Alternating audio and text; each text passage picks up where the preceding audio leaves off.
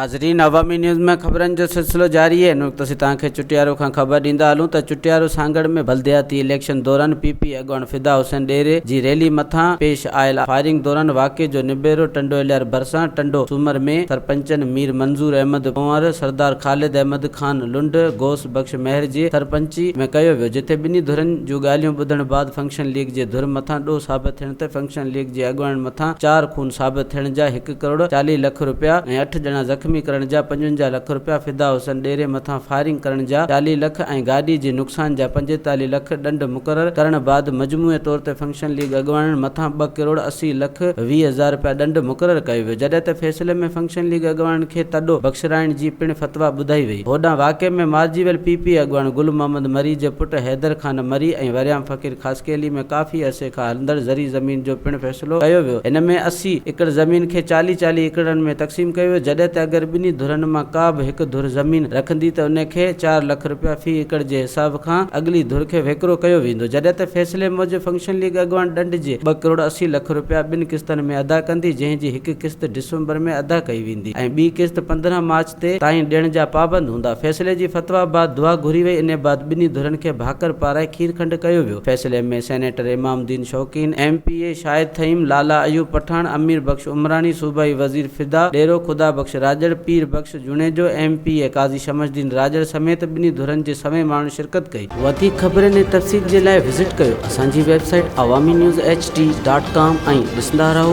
Awami news HD।